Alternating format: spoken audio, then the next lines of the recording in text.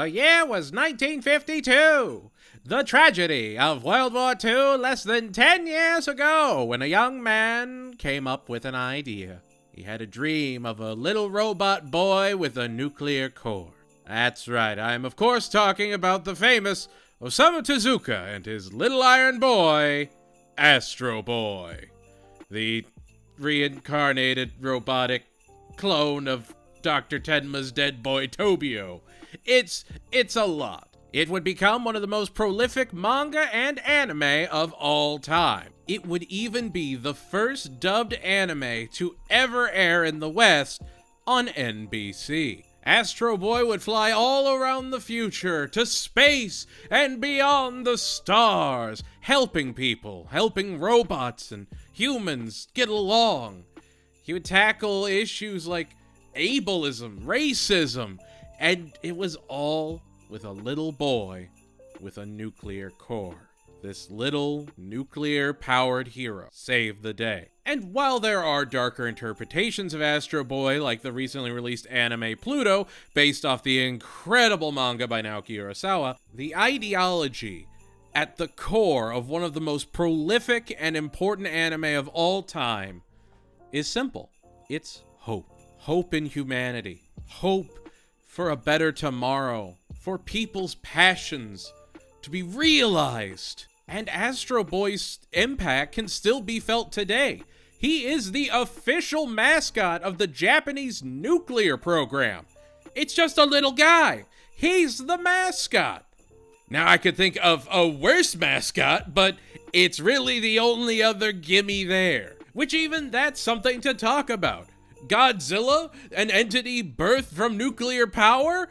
Look at him. Everybody loves Big G. You have little Hamtaro special events of Godzilla now. He has become a commercial success. Everybody loves Godzilla. But look at the empire Astro Boy helped build. The fanfare that anime celebrates today. We are seeing anime movies released in the West and being top performers in the box office. Back in the day, we had Fathom Events, and we were lucky if we got a live-action Death Note movie. Now, you have Chainsaw Man releasing in theaters and making mint. For better or worse, we are seeing more and more anime released every single year. It is quickly becoming the most consumed media around. In a grand twist of irony, Osamu Tezuka was heavily inspired by early Disney, Bambi, Snow White, and now, after the success of anime and Japanese video games, more kids recognize Pikachu than they do Mickey Mouse. And this all came from a few artists that were born almost a century ago. Anime has become one of the fastest growing and highly appreciated mediums of all time. And it's also one of the most short-lived. The only thing shorter than it would be something like meme culture.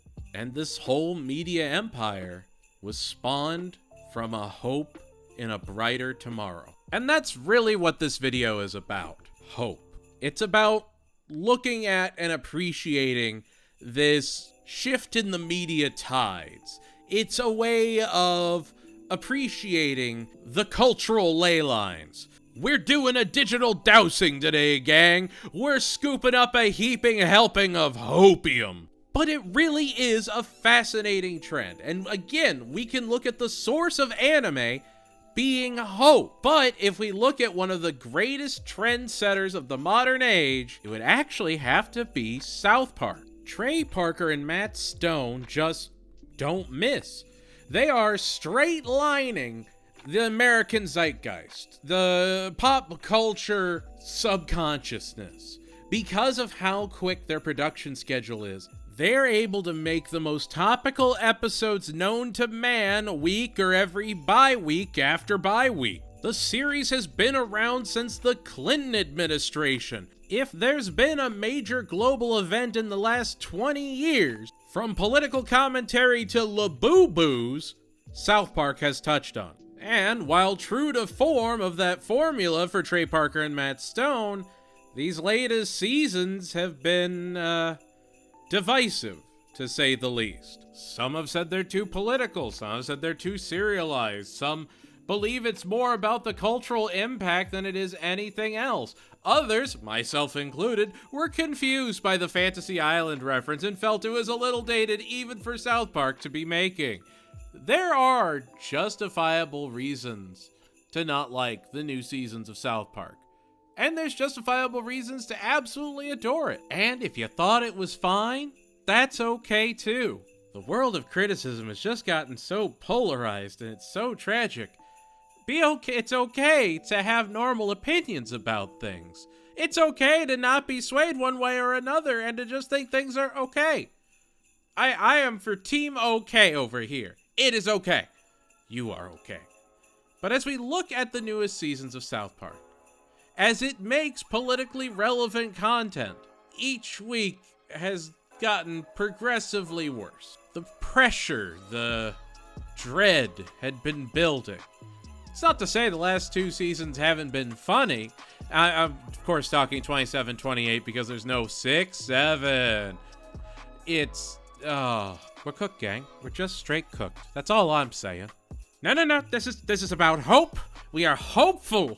And so I have to draw your attention to the season finale of the most recent season of South Park.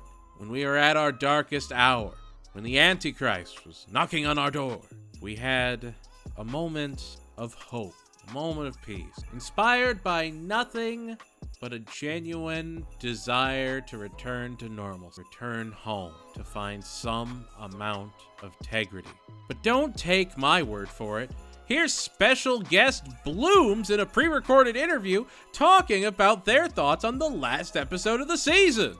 With this season, obviously with them going deep into like the Trump presidency and all the horrible things that have been going on, you have this development of Jesus as super Christian now. And then you get into the season finale / Christmas special, and where you would expect that, I don't want to say like traditional nihilism, but that traditional almost cynicism of Trey Parker and Matt Stone, they kind of circumvent that at the end of the episode and give you that little bit of hope.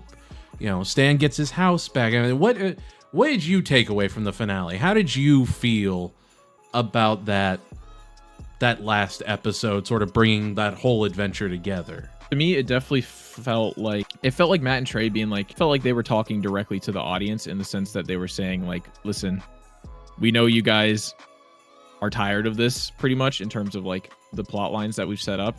And we know you kind of just want some return to normalcy to an extent. And I think that they really were willing to finally like lean into that and be like, all right, let's just move on from what we're doing here. We don't like, and I think that was kind of the point with the whole episode being like all about being a crap out and all that kind of stuff, where it's like, who cares? There's no rules. Let's just do whatever we want, because they're willing to finally give up on all these different like plot lines that they've established and just be like, let's just make South Park how we want to make it and make it funny, ideally. At least that's what it feels like. Obviously only time will tell if that continues, but that's definitely the vibe I got from it. And I do think that that's kind of a statement on I think you could argue that's a statement on this, how everything is going right now in general, where it's like, yeah, everything is kind of insane and crazy right now, and it does feel like very nihilistic. But I mean, let's just focus on what we can focus on that like makes it not as bad, maybe, Seriously, huge shout out to Blooms for coming on for an interview. I should have the interview edited and up soon. It was an absolute blast hearing about their favorite South Park episodes, what they'd recommend. So make sure to check out the full thing when it is available. Trey Parker and Matt Stone are locked in on how society is feeling, how exhausted some people are every single day.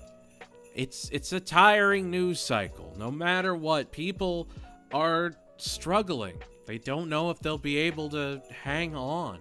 They don't know if their job is going to be replaced by AI. They don't know what tomorrow brings. And for the first time in a long time, that's scary to a lot of people. And when people are panicked, depressed, sad, they go to things that bring them comfort. We've seen this before.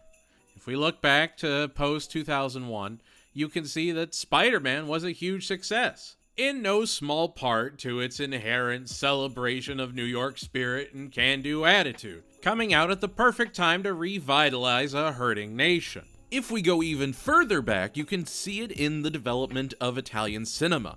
During the reign of Mussolini, you had filmmakers running around devastated cities looking for any film reels that they could cobble together to use to make movies, to use to make comedies, dramas, anything to entertain people, to give them hope when they had none, to give them something to hold on to.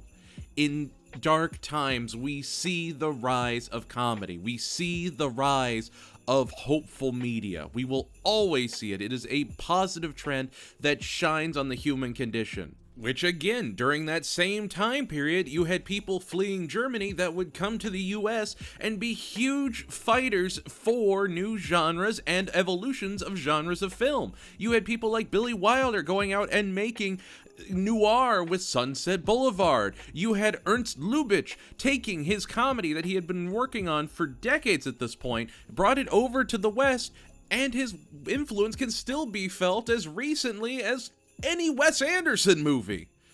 And it's just, comedy shines in times of strife and struggle. Comedy is an escape. You can even look at the comedy of Tim Robinson, that evolution of meta-comedy into just mundane activity. Only the Midwest could be weird enough for whatever the chair company was. I need way more of it yesterday, and I will hide it in my indoor wheelbarrow. It's fantastic, it's trippy, but it's human. It is down to earth in the most almost obnoxious ways.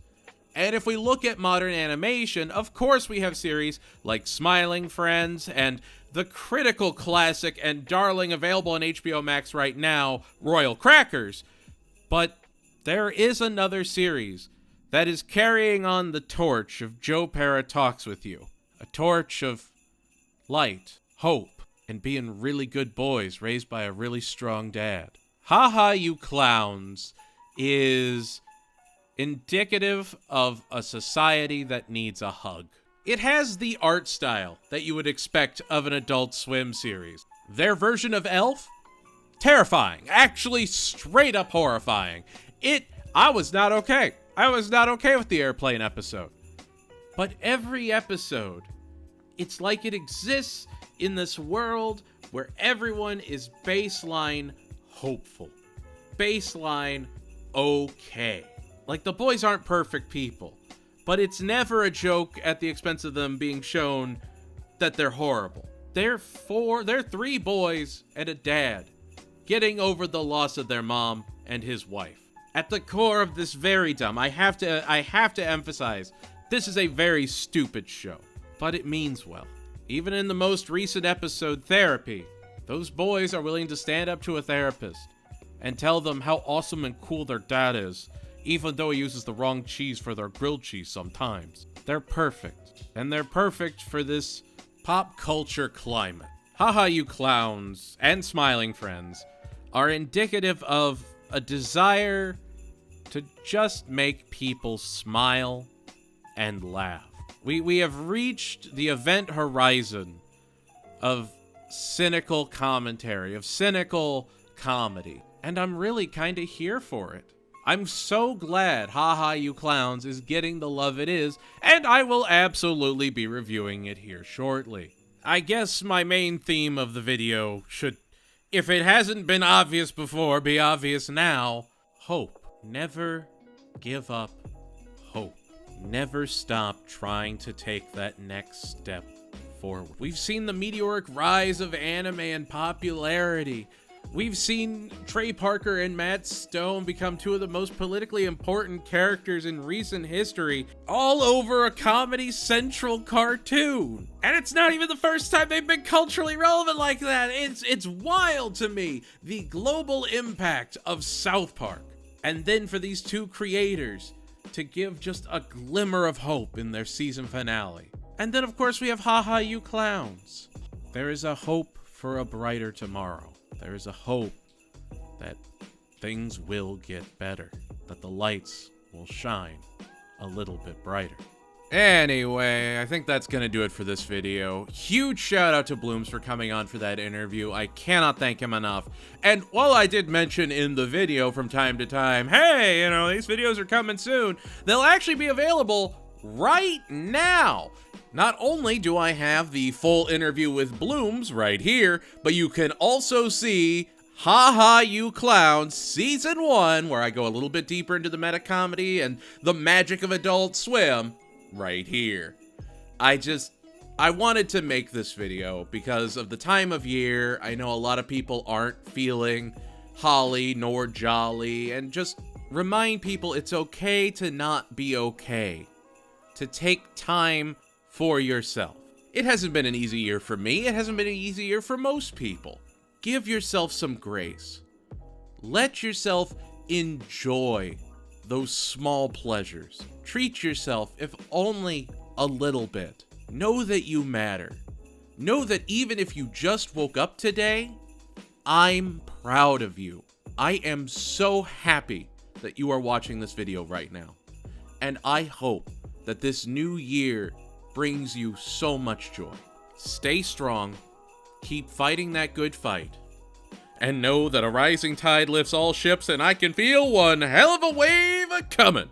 I believe in you. I just want to say happy holidays to everyone. Thank you so much to my patrons, my supporters, my Discord members, everyone. It has been an absolutely wonderful year, despite everything. And I could not be more grateful for each and every one of you. I may have another video coming out by the end of the year. If not, it'll be in the new year.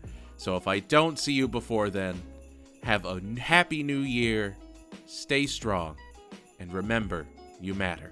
Goodbye, everybody, and I'll see you all next time.